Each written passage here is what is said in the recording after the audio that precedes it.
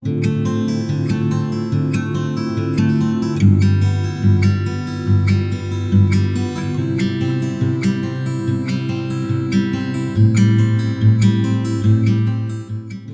बार फिर से आप सभी का स्वागत है। हम अध्ययन कर रहे हैं राजाओं की पहली पुस्तक का और अब समय है कि हम उसके 16वें अध्याय 29वें वचन से आगे का अध्ययन करें। 29वें वचन से लेकर लास्ट 16वें अध्याय के हम 34वें वचन तक इजराइल के 7वें राजा आहाब के राज्य के प्रारंभ के विषय में देखते हैं। यहाँ पर हम देखते हैं कि यहूदा का राजा आसा के 48वें वर्ष में ओमरी का पुत्र आहाब इजराइल पर राज्य करने लगा और इजराइल पर शेमरोन में 22 वर्ष तक राज्य करता रहा। तो मेरे प्यारे भाई बहनों, जैसा कि मैंने आपको बताया था कि यहूदा देश की जो राजधानी थी वो दाऊद ने यरूशलेम को बनाया था, लेकिन जो विभाजित इजराइल है, जो ऊपर का हिस्सा है जो इजराइल, उसकी जो राजधानी है वो शेमरोन को बनाया गया, जिसे हम सामरिया भी कहते हैं। तो मेरे प्यारे भाई बहनों, यहाँ पर हम इस प्रकार से देखते हैं कि यहाँ जो आहाब राजा है उसके राज्य की शुरुआत होती है और आपने यहाँ पर पढ़ा होगा कि उसने जो सदोनियों के राजा एदबाल की बेटी ईजाबेल से विवाह करके बाल देवताओं की उपासना की और उनको दंडवत किया। तो यहाँ पर हम क्या देखते हैं कि राजा आहाब का जो कैरेक्टर है वो पूरी तरह से परमेश्वर के विरोध में है और साफ तौर पर यहाँ लिखा है कि जितने राजा उससे पहले हुए हैं उन सब से खराब कैरेक्टर उसका था और वो परमेश्वर के विरोध में था। और खास तौर पर हम उसकी स्त्री ईजाबेल के विषय में यहाँ पर देखते हैं। यहाँ पर जो ईजाबेल है वो बाल की देवताओं की पुजारिन थी और उसके रास्ते पर वो चला करती थी और उसके ही कहने में आकर आहाब राजा भी अपनी पत्नी ईजाबेल के कहने में आकर बाल का पुजारी बन गया। बाल का पुजारी आप जानते ही होंगे, उस समय जो सबसे प्रमुख देवता उस वक्त हुआ करता था उसका नाम बाल का देवता हुआ करता था, जिसका मुंह मैंने आपको बताया था एक बछड़े की तरह इसका मुंह हुआ करता था और वो उसी की पूजा करते थे। और आपने कई बार बछड़े का जिक्र भी देखा होगा, निर्गमन की पुस्तक में आपने देखा होगा कि जो इजरायली हैं उन्होंने एक सोने का बछड़ा बना लिया और बछड़ा आपने कई बार देखा होगा। तो ये जो बाल का देवता था, इसका जो स्वरूप था, उसकी जो मूर्ति हुआ करती थी वो एक बैल की तरह हुआ करती, उसका मुंह जो है बैल की तरह और उसका जो सारा शरीर है वो मनुष्य की तरह हुआ करता था। तो यहाँ पर हम देखते हैं कि इस प्रकार से जो आहाब राजा है वो केवल अपनी स्त्री के कहने में आकर, उसके मोह में आकर, उसकी संगति में आकर परमेश्वर के विरोध में घृणित कार्य करने लगा। यहाँ तक कि उसने परमेश्वर के जो नबी लोग हैं उन्हें भी बरमाना शुरू कर दिया और परमेश्वर की वेदियां ढा ढा करके बाल के देवताओं की वेदियों को भी उसने वहां पर निर्माण कराया। यहाँ पर हम 33वें वचन में देखते हैं, और आहाब ने एक अशेरा भी बनवाया, वरन उनसे सब इजरायली राजाओं से बढ़कर जो उससे पहले थे इजराइल के परमेश्वर यहोवा को क्रोध दिलाने वाले काम किए। तो वहां पर सारे काम उसने वो किए हैं और इसका वर्णन हम प्रकाशित वाक्य में पाते हैं। मेरे प्यारे भाई बहनों, प्रभु यीशु मसीह ने इस बात का जिक्र किया है। प्रभु यीशु मसीह ने इस बात को कहा है कि तू उस स्त्री इजाबेल को रहने देता है, जिसका हमने अच्छे से वर्णन वहां पर किया था, विस्तार से वहां पर हमने उसका अध्ययन किया था कि प्रभु यीशु मसीह ने ये मसीह विश्वासियों को संदेश दिया है कि किसी भी तरीके के लोभ में या किसी भी मोह में आकर के तुम्हें अपना जो विश्वास है उसे नहीं खोना है। खास तौर पर हम देखते हैं, जैसा मैंने वहां पर भी आपसे बात की थी, कि जो मसीह विश्वासी लड़के और लड़कियां हैं वो आजकल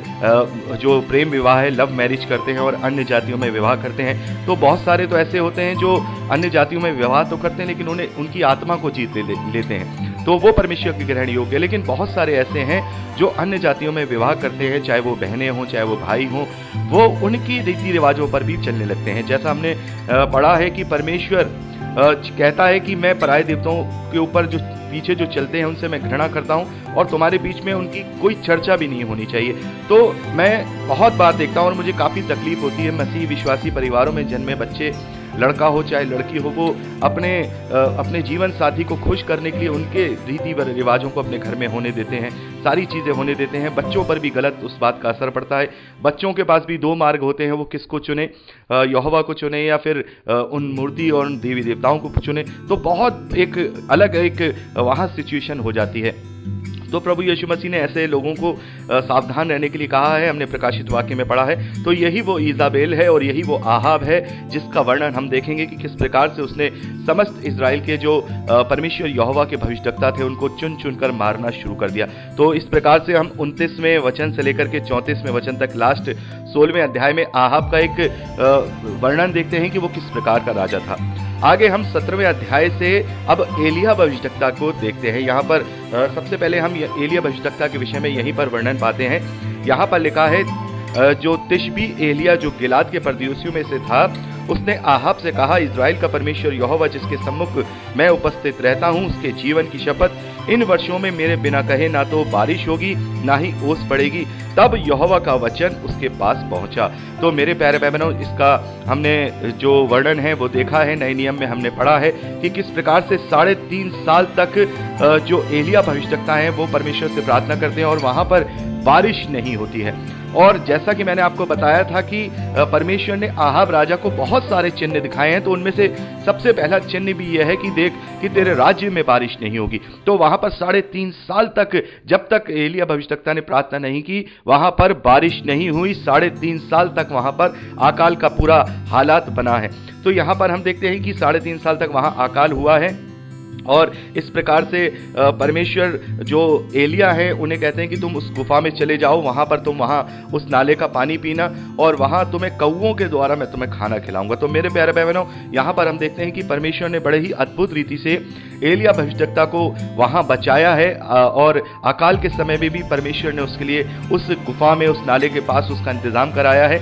इसके विषय में आप पहले वचन से लेके 7वें वचन तक पढ़ सकते हैं। और सबसे बड़ी बात यहाँ पर हम देखते हैं कि इस बात को परमेश्वर ने एलिया भविष्यद्वक्ता के द्वारा आहाब राजा तक पहुंचा दी है। और आहाब राजा ये सारी देख रहा है, ये सारी बातें देख रहा है कि 3.5 साल तक परमेश्वर के कहे अनुसार बारिश नहीं हुई, लेकिन फिर भी उसने अपना वहां पर मन नहीं बसाया। आगे हम 8वें वचन से लेकर के जब हम लास्ट इस 17वें अध्याय के 24वें वचन तक पढ़ते हैं, तो एलिया और एक विधवा स्त्री का एक वर्णन देखते हैं, जहां पर हम देखते हैं कि उसका जो विधवा है उसका बेटा मर जाता है और बड़े ही अद्भुत रीति से वहां परमेश्वर से प्रार्थना करने के द्वारा एलिया उसे जीवित कर देता है। बहुत ही एक बड़ी घटना यहाँ पर पाई जाती है। आपने यहाँ पर परमेश्वर के महिमा को और परमेश्वर के आश्चर्यक्रमों को यहाँ देखा होगा कि किस प्रकार से एलिया भविष्यद्वक्ता के द्वारा एक मरे हुए बेटे को भी जीवित करा गया है। तो कई बार ये सवाल उठता है कि भाई प्रभु यीशु मसीह से पहले भी तो एलिया ने एक मरे हुए व्यक्ति को जिंदा किया है, तो प्रभु यीशु मसीह के जीवित करने में और एलिया के द्वारा उस विधवा के बेटे को जिंदा करने में क्या फर्क है? तो मेरे प्यारे भाई बहनों, यहाँ पर बहुत बड़ा फर्क हमें देखने को मिलता है। यह बात सही है कि यहाँ पर जो कार्य हुआ है वो परमेश्वर के द्वारा हुआ है। यहाँ पर जो कार्य हुआ है, उस विधवा स्त्री का जो बेटा जीवित हुआ है, वो एलिया भविष्यद्वक्ता की सामर्थ्य के द्वारा नहीं हुआ है, बल्कि एलिया भविष्यद्वक्ता की प्रार्थना के द्वारा हुआ है। यहाँ पर बहुत बड़ा फर्क हम यहाँ इस बात को देखेंगे कि एलिया भविष्यद्वक्ता यहाँ पर क्या करते हैं कि एलिया भविष्यद्वक्ता उसके लिए बार बार प्रार्थना करते हैं। और यहाँ हम 21वें वचन में पढ़ते हैं, तब एलिया भविष्यद्वक्ता बालक पर 3 बार पसर गया और यहोवा को पुकार कर कहा, हे मेरे परमेश्वर यहोवा, इस बालक का प्राण इसमें फिर डाल। एलिया की बात यहोवा ने सुन ली और बालक का प्राण उसमें फिर आ गया और वो जी उठा।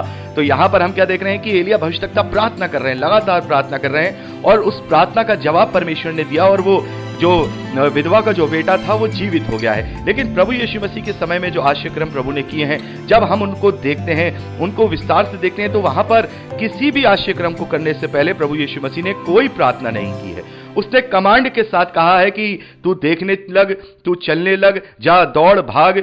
और लाजर को कब्र में से प्रभु यीशु मसीह ने आवाज दे करके कहा, लाजर बाहर आ जा। उसने कोई प्रार्थना नहीं की, उसने कोई निवेदन नहीं किया, उसने कमांड के साथ सारे आश्चर्यक्रम किए हैं। यानी कि वहां पर भी जब हम एलिया भविष्यद्वक्ता के विषय में देख रहे हैं, वो बेटा जीवित हुआ है तो वो परमेश्वर के द्वारा एक्ट किया गया है, ना कि एलिया के द्वारा। और यहां प्रभु यीशु मसीह ने जो भी आश्चर्यक्रम किए हैं वो भी परमेश्वर यानी प्रभु यीशु मसीह के द्वारा ही किया गया है। उसने कोई प्रार्थना या विनती निवेदन नहीं किया है। तो मेरे प्यारे भाई बहनों, यही फर्क हम देखते हैं एलिया भविष्यद्वक्ता और प्रभु यीशु मसीह के द्वारा जो जीवित करने की घटना है, मुर्दे को जीवन देने की घटना है। तो वो इसमें हम फर्क देखते हैं कि यहाँ स्वयं परमेश्वर ने वो कार्य किया है और वहां भी परमेश्वर ने कार्य किया है, लेकिन एलिया भविष्यद्वक्ता ने वहां पर प्रार्थना की है, क्योंकि वो प्रार्थना ही कर सकते थे, उनमें कोई सामर्थ्य नहीं थी।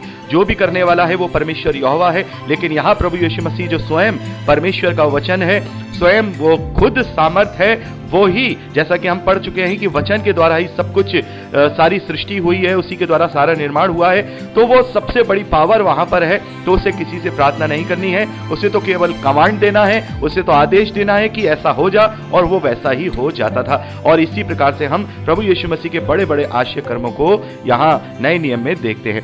तो मेरे प्यारे भाई बहनों, इस प्रकार से हम 17वें अध्याय में जो एलिया भविष्यद्वक्ता है उनका एक परिचय देखते हैं कि वो कितने अद्भुत परमेश्वर के भविष्यद्वक्ता हैं, कितने अद्भुत वो दास हैं, और बड़े बड़े कार्य उनके द्वारा हुए हैं। तो मेरे प्यारे भाई बहनों, इसीलिए जो एलिया भविष्यद्वक्ता हैं उन्हें जैसा माना जाता है कि जितने भी भविष्यद्वक्ता हुए हैं उनमें सबसे ज्यादा सामर्थ्य वाला भविष्यद्वक्ता माना जाता है। और यही कारण है कि जब हम नए नियम में पढ़ते हैं तो वहां पर मत्ती रचित सुसमाचार में हम पढ़ते हैं 17वें अध्याय में प्रभु यीशु मसीह के साथ मूसा और एलिया दिखाई देते हैं। यही वो एलिया है जिन्हें परमेश्वर ने बहुत ज्यादा सामर्थ्य के कार्य करने की शक्ति दी है, ताकत दी है। और इनका सबसे बड़ा गुण जो हमने एक पावर को यहां पर देखा है वो ये देखा है कि 3.5 साल तक उनकी प्रार्थना के द्वारा बारिश नहीं होती है। और प्रकाशित वाक्य में हमने जब 2 गवाहों के विषय में अध्ययन किया था तो वहां पर मैंने आपको बताया था कि ये जो गुण इन 2 गवाहों में बताए गए हैं कि जब तक वो नहीं कहेंगे मेह नहीं बरसेगा, और जो पानी है वो लहू बना देंगे। तो ये जो गुण है इन दोनों ही में हम पाते हैं। सबसे पहले तो हम एलिया भविष्यद्वक्ता में ये सारे गुण पाते हैं, वो सारी सामर्थ पाते हैं जो परमेश्वर ने उन्हें दी है। और दूसरा मूसा में वो सारी सामर्थ और सारी बातों को पाते हैं। तो इसीलिए हम वहां पर ये आकलन करते हैं कि वो जो 2 गवाह हम प्रकाशित वाक्य में पढ़ते हैं उनमें से एक एलिया और संभवतः दूसरे मूसा हो सकते हैं। तो मेरे प्यारे भाई बहनों, इस प्रकार से हमने यहाँ पर एलिया भविष्यद्वक्ता के विषय में यहाँ 17वें अध्याय में पढ़ा है। अब हम 18वें अध्याय में देखते हैं कि एलिया और बाल के पुजारियों के बीच में जो आपस में चुनौती होती है उसके विषय में आपने यहां पढ़ा ही होगा कि किस अद्भुत रीति से परमेश्वर ने एलिया भविष्यद्वक्ता के द्वारा जो बाल के पुजारी हैं उन्हें शर्मिंदा किया, उनको नीचा किया। तो यहां पर सबसे पहले तो हम एक व्यक्ति के विषय में यहां पर पढ़ते हैं, जैसा आपने 18वें अध्याय में पढ़ा होगा। ओबद्याह नामक एक व्यक्ति है जो परमेश्वर यहोवा का भय मानता है, और काफी बड़ा पद वो उस वक्त आहाब राजा के यहाँ इजराइल के देश में रखा करता था, काफी उसके पास पावर थी। और वहां पर हम देखते हैं कि आहाब और इजाबेल जो उसकी पत्नी है उसके द्वारा जब जो इजराइल के जो नबी हुआ करते थे, भविष्यद्वक्ता हुआ करते थे, उनको जब मारा जा रहा था तो यहां पर हम देखते हैं ये जो ओबद्याह है ये अपने राजा की आज्ञा का उल्लंघन करके भी उन्हें बचाता है। आपने यहां पर पढ़ा होगा कि वो गुफाओं में उन्हें बचाकर छुपा करके रखता था, 50-50 करके वो गुफाओं में उन्हें छुपा कर रखता था, उनके लिए पानी खाना उन सबका वो इंतजाम किया करता था। तो इस प्रकार से हम यहाँ पर जो ओबद्याह है उसका एक चरित्र देखते हैं। तो इस चरित्र से हम क्या सीखते हैं मेरे प्यारे भाई बहनों? इस चरित्र से हमें यह शिक्षा मिलती है कि कभी कभार हम ऐसे बंधनों में बंधे होते हैं अपने राज्य के कर्तव्यों के प्रति, या बहुत सारी ऐसी बातें होती हैं जो हमें अपने देश के संविधान को पूरा करते हुए करना होता है, लेकिन वहां पर भी हमें परमेश्वर यहोवा की आज्ञा का उल्लंघन नहीं करना है। यह बात सही है कि पौलुस ने हमें ये कहा है कि हम अपने देश के संविधान के अधीन रहें, उसके ही अनुसार अपना जो भी वहां का जो कानून व्यवस्था है उसके अनुसार अपने जीवन को जिएं।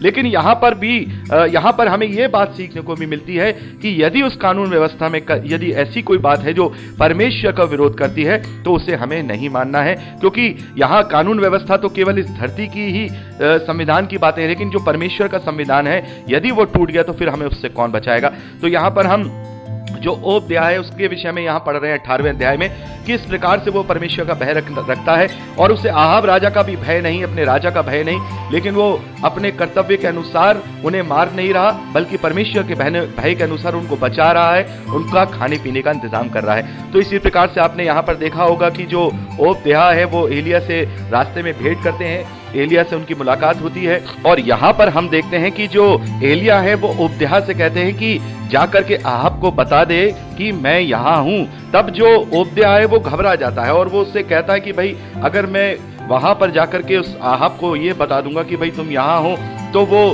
निश्चित तौर पर तुम्हें भी घात करेगा, वो मुझे भी घात कर देगा। तो यहाँ पर एलिया यहाँ पर उसको बताते हैं कि क्या तुझे परमेश्वर को सामर्थ का नहीं विश्वास है कि आज मैं अपने आप को आहाब के सामने प्रकट करूंगा, क्योंकि परमेश्वर ने मुझसे कहा है कि मैं उस पर अपने आप को प्रकट करूं। तो इस प्रकार से हम देखते हैं कि ओबद्याह फिर जाकर के आहाब को उसका समाचार देता है कि एलिया वहां पर है, और फिर जो आहाब है वो एलिया से मिलने आता है। 17वें वचन में हम देखते हैं कि एलिया को देखते ही आहाब ने उससे कहा, हे इजराइल के सताने वाले, क्या तू ही है? उसने कहा, मैंने इजराइल को कष्ट नहीं दिया, परंतु तू ही ने और तेरे पिता के घराने ने दिया, क्योंकि तुम यहोवा की आज्ञाओं को टालकर बाल देवता की उपासना करने लगे। अब दूत भेजकर सारे इजराइल की ओर और इस सारे इजराइल को और बाल के 450 नबियों और अशेरा के 400 नबियों को जो ईजाबेल की मेज पर खाते हैं, मेरे पास कार्मेल पर्वत पर इकट्ठा कर ले। तो मेरे प्यारे भाई बहनों, यहाँ पर एक बड़ा ही अद्भुत आश्चर्यक्रम एलिया भविष्यद्वक्ता के द्वारा परमेश्वर यहाँ पर कराने वाले हैं। और ये चुनौती यहाँ पर जो एलिया भविष्यद्वक्ता हैं उन्होंने आहाब को दी है कि जा सारे इजरायलियों को इकट्ठा कर ले करमेल पत्थर पर पर्वत पर, माफ कीजिएगा, और जितने 450 नबी हैं उन्हें और जो 400 लोग जो अशेरा के नबी हैं जो ईजाबेल के साथ उसकी टेबल पे खाते हैं, उसके साथ खाना खाते हैं, उन सब को इकट्ठा कर ले और वहां पर देखेंगे कि किसकी मान्यता में ज्यादा जो है सामर्थ्य है और कौन किसका जो परमेश्वर है वो ठीक है। तो मेरे प्यारे भाई बहनों, इस प्रकार से हम यहाँ पर देखते हैं कि जो आहाब है और जो एलिया है वो एक बार फिर से आमने सामने है और करमेल पर्वत पर जैसा कि जो एलिया है उन्होंने जो चुनौती दी है उसी के अनुसार वहां हम देखते हैं कि उसने वहां सबको बुलवा लिया। तो यहां पर हमने 19वें वचन तक का अध्ययन किया है कि हम उसके 18वें अध्याय 20वें वचन से आगे का अध्ययन करें। तो मेरे प्यारे भाई बहनों, जैसा कि पिछले संदेश में हमने बात की कि आहाब और एलिया अब आमने सामने है और एलिया ने आहाब को एक चुनौती दी है कि तू आशेर के 400 नबियों को और बाल के 450 नबियों को और समस्त इजरायलियों को इकट्ठा कर ले और वहां पर साबित हो जाएगा कि किसका परमेश्वर सच्चा है और वहीं पर हम देखेंगे कि किसके परमेश्वर में सामर्थ है। तो वहां पर हम देखते हैं तब आहाब ने सारे इजरायलियों को बुला भेजा और नबियों को करमेल पर्वत पर इकट्ठा किया और एलिया ने सब लोगों के पास आकर कहा, तुम कब तक दो विचारों में लटके रहोगे? यदि यहोवा परमेश्वर के हो तो उसके पीछे हो लो, यदि बाल के हो तो उसके पीछे हो लो। लोगों ने उससे उत्तर में एक भी बात न कही। तो वहां पर हम देखते हैं जैसा कि वहां इजरायलियों को इकट्ठा किया गया था, तो यहाँ पर एक तरीके से जो एलिया हैं वो यही कह रहे हैं कि भाई चुन लो, तुम्हें किसे चुन लाए? कब तक तुम अपने आप को इजरायली भी कहलाते रहोगे और बाल के देवताओं के पीछे भी जाते रहोगे? तो आज तुम चुन लो। जैसा कि हमने यहोशू की पुस्तक में भी पढ़ा है कि यहोशू ने भी इजरायलियों को यही कहा कि आज तुम चुन लो कि तुम्हें क्या चुनना है, कि तुम यहोवा की सेवा करोगे या फिर पराई देवी देवताओं के पीछे जाओगे। तो मेरे प्यारे भाई बहनों, यहाँ पर हम देखते हैं लोग उसकी बात सुन रहे हैं लेकिन कुछ वहां पर बात नहीं कर रहे हैं। तब एलिया ने लोगों से कहा, यहोवा के नबियों में मैं केवल अकेला ही रह गया हूं और बाल के नबी 450 मनुष्य हैं। यहां पर देखिए बहुत बड़ी बात है कि वो अब इजरायलियों के सामने परमेश्वर की सामर्थ को यहां सिद्ध कर रहे हैं। यहां एलिया कह रहे हैं कि केवल मैं अकेला परमेश्वर यहोवा का एक नबी बचा हूं और यहां 450 नबी जो हैं बाल के देवता के हैं। अब तुम एक काम करो, 2 बछड़े लाओ और 2 बछड़े लाकर जिसको चुनना है उसे चुन लो, उसके टुकड़े टुकड़े करके उसे होम बलि के लिए चढ़ाओ और मैं दूसरे बछड़े को तैयार करके लकड़ी पर रखूंगा और कुछ भी आग नहीं जलाऊंगा और कुछ आग न लगाऊंगा। तुम अपने देवता से प्रार्थना करना और मैं परमेश्वर से प्रार्थना करूंगा। जो आग को आकाश से गिराकर उत्तर दे वही परमेश्वर ठहरे। तब सब बोल उठे कि हाँ, ये बात सही है। तो मेरे प्यारे भाई बहनों, हम आगे देखते हैं कि 25वें वचन से लेकर 29वें वचन तक जो बाल के जो पुजारी थे, देवता थे, नबी थे, वो वहां पर दुहाई देने लगे, बाल के देवताओं को प्रार्थना करने लगे, गिड़गिड़ाने लगे और यहाँ पर हम देखते हैं यहाँ तक कि उन्होंने अपने आप को छलनी कर लिया, अपने आप को मार मार के लहू लुहान कर लिया। लेकिन दोपहर हो गई और भेंट चढ़ाने के समय तक वो नबूवत करते रहे, परंतु कोई भी शब्द ना सुना, ना तो किसी ने उत्तर दिया, ना ही किसी ने काने लगाया। आपने यहाँ पर देखा होगा कि उन्होंने अपने आप को अपनी रीति के अनुसार छुरियों और बर्छियों से भी अपने आप को घायल कर लिया। तो मेरे प्यारे भाई बहनों, बहुत सारी जगहों पे आपने ये रीति रिवाज देखे होंगे, खासतौर पर इंडिया के जो अंधविश्वासी लोग हैं वो भी आजकल अपने शरीरों का ब्लड है वो चढ़ाते हैं। ये बहुत सारी आपने अंधविश्वासी बातें देखी होंगी। तो ये सारी बातें बहुत पहले से ये सब चीजें होती थी। लोग अपने शरीरों को चीरा करते थे, उसका ब्लड निकाला करते थे, मारा करते थे और अपने देवता को खुश किया करते थे। लेकिन हमारा परमेश्वर यहोवा ऐसा नहीं है। वो अपने आप को कष्ट देने से प्रसन्न नहीं होता, बल्कि वो तो हमें कष्टों से निकालने वाला परमेश्वर है। तो यहाँ पर हम देखते हैं कि दोपहर के होते होते वो लोग चिल्लाते रहे, चीखते रहे, अपने शरीरों को काटते रहे, लेकिन किसी ने उनकी ना सुनी। ना कोई होगा तब तो कोई सुनेगा। वहां से कोई भी आग वहां से नहीं बरसी है। आगे फिर हम 30वें वचन से पढ़ते हैं, तब एलिया ने कहा, आओ मेरे साथ आओ। और उसने जाकर के जो यहोवा की वेदी गिरा दी गई थी वहां पर उसने दोबारा से उसकी मरम्मत की और वहां पर उसने 12 पत्थर छांटे। मेरे प्यारे भाई बहनों, ये 12 पत्थर हम जानते हैं कि इजराइल के 12 गोत्रों को रिप्रेजेंट करते हैं। उसने 12 पत्थर छांटे और वहां पर एक वेदी बनाई और उसने चारों ओर एक बहुत बड़ा गड्ढा खोदा और उसको गड्ढा की जो गहराई थी वो इतनी थी कि इसमें 200 बीज समा सके, यानी कि लगभग 15 लीटर पानी उसमें समा सकता था, इतना उसने वहां पर गड्ढा करवा दिया। और फिर वहां होम बलि के लिए जो बछड़े के टुकड़े थे वो और लकड़ियां डाल करके लोगों से कहा इसमें पानी भरो, और लोगों ने उसमें पानी भरा। पानी इसलिए भरा ताकि बाल के देवताओं को, बाल के नबियों को और इजरायलियों को किसी भी प्रकार का शक शुबा नहीं हो कि कोई आगे कहीं से उत्पन्न हो गई हो। वहां पानी डाला गया, 3 बार वहां पर पानी डाला गया, इतना पानी डाला गया कि वो पूरी चीज आराम से गीली हो चुकी थी, उसमें किसी भी रीति से अब आग लगाना मुश्किल था। और वहां पर हम देखते हैं फिर एलिया परमेश्वर से प्रार्थना करते हैं और परमेश्वर ने उसकी सुनी और आकाश से ऐसी जो आग है वो उस वेदी पर आकर के आई कि वो पूरी वेदी और उसमें की जो होम बलि थी वो और लकड़ियां, यहां तक कि उसका जो पानी था वो भी सूख गया। और यहां पे लिखा है कि उस वेदी की जो धूल थी वो भी वहां पर जल गई। तो ये देखते ही वहां पर हम देखते हैं कि लोग, जो इजरायली लोग, जब उन्होंने ये सारा जो देखा वो लोग एकदम भयभीत हो गए और वो दंडवत करके परमेश्वर यहोवा को दंडवत करके बोल उठे कि यहोवा ही परमेश्वर है, यहोवा ही परमेश्वर है। तब एलिया ने उन इजरायलियों से कहा कि इन बाल के नबियों को पकड़ो, इनमें से एक भी छूटने ना पाए। और वहां पर हम देखते हैं कि उन्होंने ले जाकर उनके बाल के नबियों को सबको घात कर दिया। तो मेरे प्यारे भाई बहनों, यहाँ पर हम देखते हैं कि जब ये सारे घटनाक्रम आहाब भी देख रहा था तो आहाब का भी मन यहाँ पर थोड़ा परिवर्तित हुआ है। और यहाँ पर हम 41वें वचन से आगे देखते हैं कि अब चूंकि 3.5 साल इस बात को हो चुके हैं, हमने देखा कि जब आहाब ने माफ कीजिएगा जो एलिया है उसने आहाब को ये बताया था कि जब तक परमेश्वर से मैं प्रार्थना नहीं करूंगा जब तक बारिश नहीं होगी, अब वो समय था कि अब बारिश की जाए। तो यहाँ पर एलिया ने आहाब से कहा उठकर खा पी, क्योंकि भारी वर्षा की सनसनाहट सुन पड़ती है। तब आहाब खाने पीने चला और एलिया करमेल की चोटी पर चढ़ गया और भूमि पर गिरकर अपना मुंह घुटनों के बीच किया और उसने अपने सेवक से कहा कि चढ़कर समुद्र की ओर दृष्टि करके देख। तब उसने दृष्टि करके देखा और लौटकर कहा कुछ नहीं देखता। एलिया ने फिर 7 बार जा, 7वीं बार उसने कहा देख समुद्र में से मनुष्य का हाथ सा एक छोटा सा बादल उठ रहा है। एलिया ने कहा आहाब के पास जाकर कह दे कि रथ जुतवा और नीचे जा, कहीं ऐसा ना हो कि तू वर्षा के कारण रुक जाए। तो मेरे प्यारे भाई बहनों, यहाँ पर हम देखते हैं कि जो एलिया भविष्यवक्ता है उसने 7 बार यहाँ पर प्रार्थना की है और 7 बार प्रार्थना करने के बाद 7वीं बार परमेश्वर ने अपना जवाब दिया और वहां पर हम देखते हैं कि बारिश होने लगी। तो मेरे प्यारे भाई बहनों, इस प्रकार से जब परमेश्वर ने अपने आप को इजरायलियों के सामने पूरा वहां सिद्ध किया है, अपनी महिमा को वहां दिखाया है, तो लोगों ने उसको मानना शुरू कर दिया। और यहाँ हम देख रहे हैं कि जो आहाब है उसका भी मन यहाँ पर परिवर्तित हो गया है, वो भी परमेश्वर यहोवा का भय मानने लगा है। अब यहीं से जो पूरी बात है वो टर्निंग पॉइंट लेती है। यहाँ पर 18वें अध्याय में तो हमने देखा किस प्रकार से परमेश्वर ने अपनी महिमा को वहां इजरायलियों और आहाब के सामने दिखाया और एलिया भविष्यवक्ता की प्रार्थना के साथ वहां बारिश भी शुरू हो गई। अब 19वें अध्याय में क्या होता है मेरे प्यारे भाई बहनों, आपने पढ़ा ही होगा कि आहाब जब ये इजाबेल को ये सारी बातें बताता है तो इजाबेल उसको जो है फिर से भड़का देती है। यहां पर हम देखते हैं कि इजाबेल ये सारी बातें सुनकर के भी अपनी आंख पे पट्टी बांधे हुए अब वो ये कहती है कि जैसे मेरे नबी मरे हैं वैसे ही मैं उस एलिया को भी मारूंगी। और यहां पर हम देखते हैं कि इतना सब कुछ होने के बाद, इतनी सारी चीजें और सारी बातों को देखने के बाद आहाब ने इजाबेल का साथ दिया है।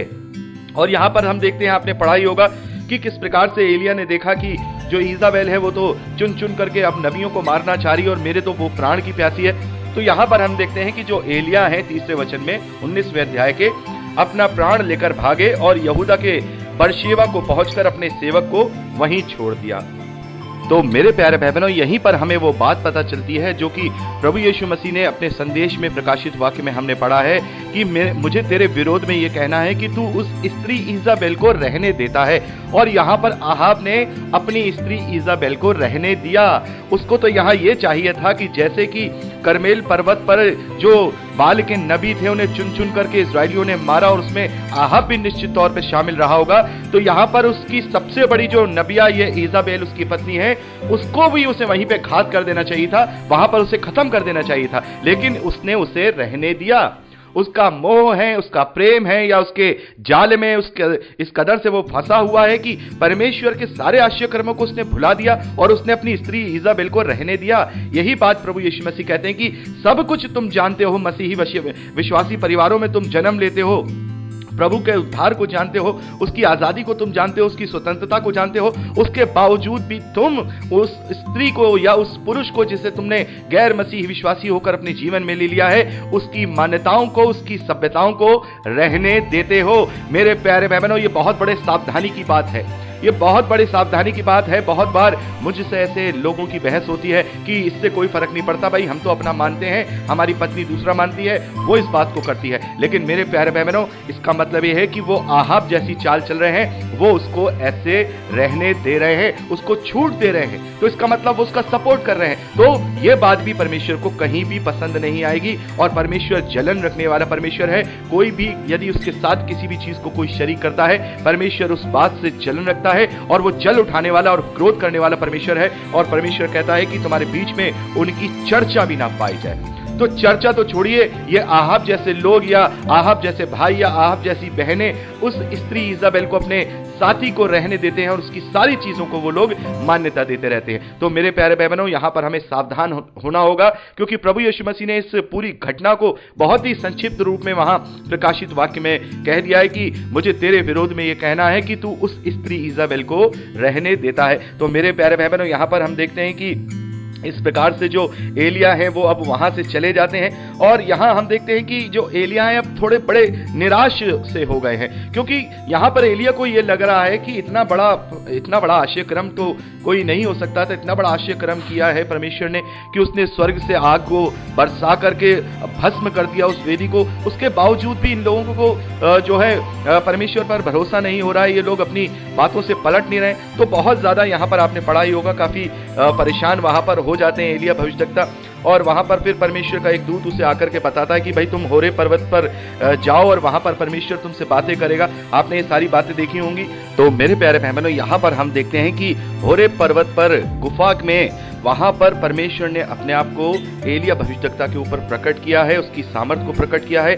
और वहां पर आपने पढ़ा होगा कि एक बड़ी प्रचंड आंधी से पहाड़ फटने और चट्टानें टूटने लगी, तो भी यहोवा उस आंधी में ना था।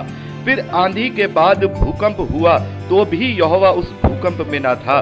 फिर भूकंप के बाद आग दिखाई दी, तो भी यहोवा उस आग में ना था। फिर आग के बाद एक दबा हुआ धीमा शब्द सुनाई दिया। यह सुनते ही एलिया ने अपना मुंह चद्दर से ढांपा और बाहर जाकर गुफा के द्वार पर खड़ा हुआ।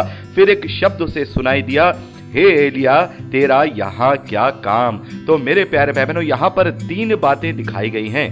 पहली चीज तो दिखाई गई है बड़ी प्रचंड आंधियां, दूसरी चीज दिखाई गई है कि बड़ा भूकंप, और तीसरी चीज दिखाई गई है कि बहुत बड़ी आग को वहां दिखाया गया है। तो यहाँ पर हम देखते हैं कि परमेश्वर यहोवा इन तीनों में ही एलिया को दिखाई नहीं दिया। तो इस बात का क्या मतलब है?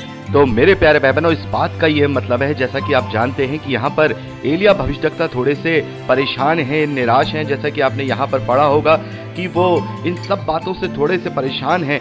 तो यहाँ परमेश्वर ने उसे इस बात के विषय में बताया है कि कभी कभी परमेश्वर का सामर्थ हमें बड़े बड़े कामों में नहीं दिखाई देता है, और केवल छोटी बात में ही दिखा करके वो अपनी बात को पूरी कर देता है। कभी कभी हम परमेश्वर के लिए बड़े बड़े चिन्ह ढूंढने लगते हैं, हमें सारी अपने जीवन के अंदर होपलेस नजर आने लगती है, जो हम अपने जीवन में कोई होप नहीं देखते हैं। लेकिन परमेश्वर कहता है कि ये मत देखो कि तुम्हारे जीवन में बड़े बड़े कार्य हो रहे हैं, ये देखो कि मैं तुम्हारे लिए कुछ भी कर सकता हूं। तो परमेश्वर ने ये बात जो है एलिया भविष्यद्वक्ता को बताई है कि जरूरी नहीं है कि आज जो तुझे ये सारी चीजें दिखाई दे रही हैं तो उसका मतलब ये है कि मैं कुछ नहीं कर रहा हूं। देख, मैं छोटे से में भी बड़ा कार्य कर सकता हूं। और इसको जब हम आगे पढ़ते हैं तो यहां पर लिखा है कि जब एलिया परमेश्वर से कहते हैं कि मुझे सेनाओं के परमेश्वर यहोवा के निमित्त मुझे सेनाओं के परमेश्वर यहोवा के निमित्त बड़ी जलन हुई है। जलन मतलब बड़ी पीड़ा हुई है कि इस्राएलियों ने तेरी वाचा टाल दी, तेरी वेदियों को गिरा दिया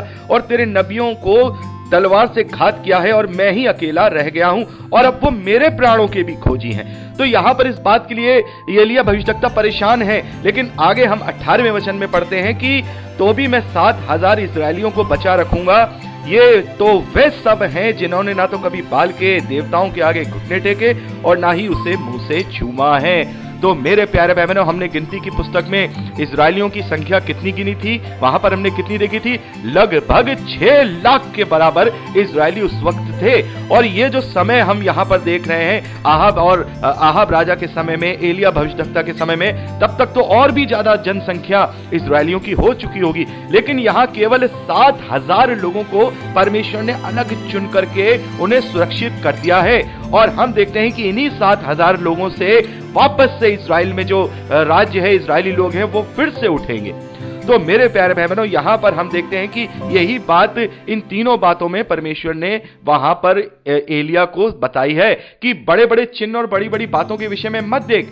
तूने मुझे देखा कि मैं आंधियों में भी नहीं था, तूने मुझे देखा कि मैं भूकंप में भी नहीं था, तूने मुझे देखा कि मैं आग में भी नहीं था। और एक धीमा सा शब्द यहां पर हम देखते हैं, एक दबा हुआ धीमा सा शब्द सुनाई दिया। यह धीमा सा दबा हुआ शब्द भी परमेश्वर का ऐसा सामर्थ्य है कि वो थोड़े में से भी अपने कार्य करा सकता है। और यहां पर हम देखते हैं कि केवल 7,000 इजरायलियों से ही ऐसे इजरायलियों बढ़ जाएंगे कि वो परमेश्वर की ओर होंगे। और आगे योहू के राज्य में, जो योहू राजा इजराइल का होगा, उसके राज्य में हम देखेंगे कि जो इजाबेल है उसका भी अंत होगा और आहाब का भी होगा और बाल के देवताओं को भी लोग नष्ट करेंगे। ये एक लौता राजा हम येहू देखते हैं जो अपने जीवन में थोड़ा बहुत परमेश्वर के लिए उसने अपने जीवन में कार्य किया है, क्योंकि परमेश्वर ने उसे अभिषेक किया था। लेकिन फिर भी उसका जीवन हम पूर्ण रूप से परमेश्वर के ग्रहण योग्य नहीं बताते हैं। जब हम अभी आगे दूसरा राजा में इसके विषय में अध्ययन करेंगे तो मैं आपको बताऊंगा जो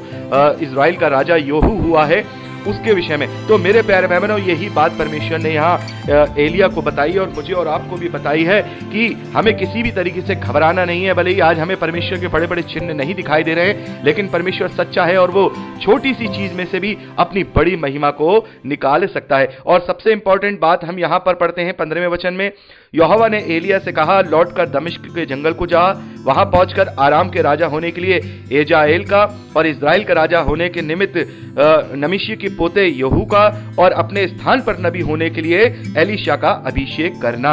मेरे प्यारे भाई बहनों, ये वही एलीशा भविष्यद्वक्ता है जो एलिया भविष्यद्वक्ता के बाद उनका जो सामर्थ्य है उन पे रहेगा और वो उनकी जगह पर नबूवत करेंगे। तो यहाँ पर इन तीनों के विषय में जब हम दूसरा राजा का अध्ययन करेंगे तब हम इन तीनों के विषय में अच्छी तरह से हम वहां पर अध्ययन करेंगे कि जो इजराइल का राजा येहू है उसका क्या रोल है और हेजाइल का क्या रोल है, और एलीशा का तो बहुत ही बड़ा रोल हम दूसरा राजा की पुस्तक में पढ़ेंगे। तो अभी हम इनके विषय में ज्यादा विस्तार से बात नहीं करते हैं। और 19वें वचन से लेकर लास्ट 21वें वचन तक 19वें अध्याय के हम एलीशा के अभिषेक को देखते हैं। एलिया भविष्यद्वक्ता के द्वारा अपने शिष्य एलीशा का अभिषेक किया जाता है कि उनके बाद वो नबूवत को संभालेंगे। तो मेरे प्यारे भाई बहनों, इस प्रकार से यहाँ पर हम 19वें अध्याय तक का अध्ययन कंप्लीट करते हैं। भाई बहनों, आज के लिए इतना ही, और आप अगर इसे नहीं पढ़े हैं तो जरूर पढ़ लीजिएगा। और आगे आने वाले संदेश के लिए आप पूरा राजाओं की पहली पुस्तक का अध्ययन कंप्लीट करके रखिएगा। आप सबको बहुत आयत की आशीष दे, अपने वचन में दृढ़ करे। यीशु के सामर्थी नाम में आमीन। Praise the Lord. जय मसीह।